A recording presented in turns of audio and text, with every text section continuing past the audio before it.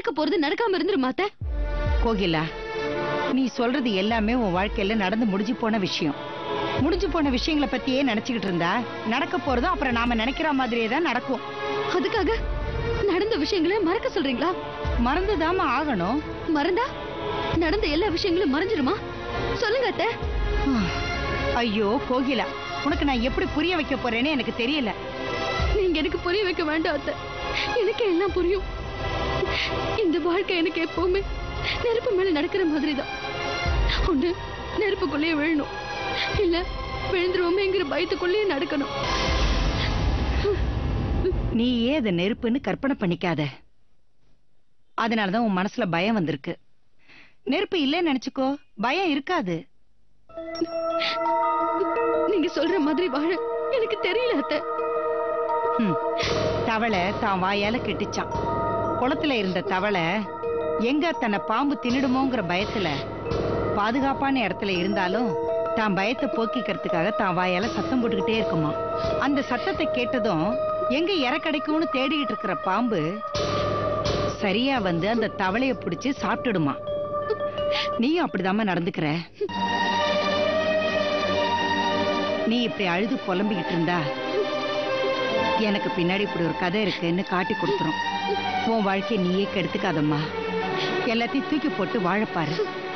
எப்படி அத்தை? எப்படி உங்களால எல்லாத்தையும் ஈஸியா பேச முடியுது? இதுதாம்மா வாழ்க்கை. இப்படி வாழ தெரிஞ்சவங்க தான் வாழ முடியும். உன்ன மாதிரி மனசாட்சிக்கு பயந்து வாழ்ந்துகிட்டு இருக்கிறவங்க வாழ்க்கையை தொலைச்சிட்டு அப்படியே நிக்க வேண்டி வரும். கோகிலா, நடந்தது எல்லாத்தையும் மறக்க முடியாதுதான். ஆனா நாம நல்லா இருக்கணும்னு நினைச்சோம்னா எல்லாத்தையும் மறந்துதான் ஆகணும். வாழ்க்கையை பாருமா. உன் நல்ல மனசுக்கு கடவுள் உன்னை நல்லபடியா தான் வச்சிருப்பாரு.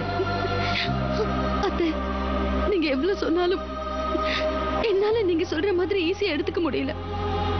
அனுபவிக்கிறது நான், வலி எனக்கு தான் தெரியும். வேடிக்கை பாக்குறவங்களுக்கு வலி தெரிய வாய்ப்பு இல்ல. நான் சொல்றது கொஞ்சம் தயவு செஞ்சு புரிஞ்சுக்கோமா. பிளீஸ் அத்தை.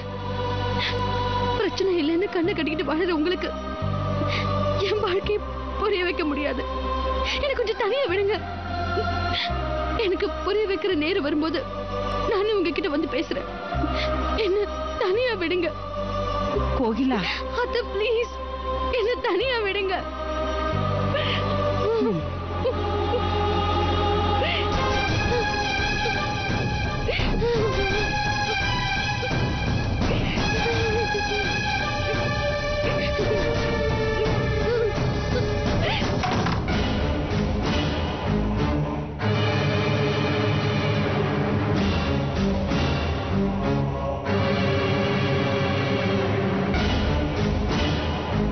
இவ குட்டி போட்ட பூனை மாதிரி அங்கேயும் எங்கேயும் சுத்திட்டு இருக்கா.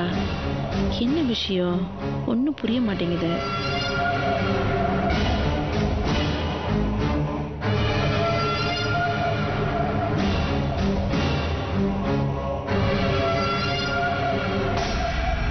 எதுக்குடி என் வாயையே பாத்துக்கிட்டு இருக்க? ஏதாவது யோசனை சொல்லு. எதுக்கு? எதுக்கா? அப்ப நீ எங்க இருக்க? எந்த லோகத்துல இருக்க? அது சரி. யாருக்கு என்ன தேவையோ அவங்களுக்கு தானே பலி. உனக்கு என்ன தேவை இருக்கு? உங்களுக்கு என்ன தேவையோ அதான் எனக்கும் தேவை.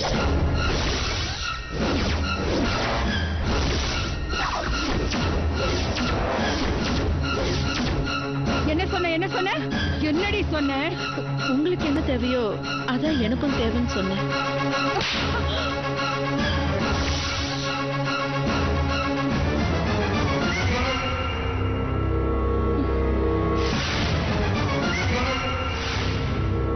உங்களுக்கு என்ன வேணுமோ அதான் எனக்கும் வேணும்னு சொன்னேன். அப்போ எனக்கு இந்த ஜமீனோட பேரு, புகழ், சொத்து, சுகம் எல்லாம் தேவை. அதுதான் உனக்கு தேவையா? ஆமா, அதான் எனக்கும் தேவை. என்னடி யோசிக்கிற? எந்த அர்த்தத்துல அப்படி சொன்ன? எதுக்காக அப்படி சொன்ன? அக்கா, நீங்க நினைக்கிற மாதிரி நான் அந்த அர்த்தத்துல சொல்லல. வேற என்ன அர்த்தம்? அக்கா, உங்களுக்கு இந்த ஜமீனோட பேரு, புகழ், சொத்து, அந்தஸ்து வேணுங்கிறது உங்களோட எண்ணம். அதுக்காக என் உசுரை கொடுத்தாவது உங்களோட எண்ணத்தை நிறைவேற்றுவேங்கிற அர்த்தத்துல சொன்னக்கா.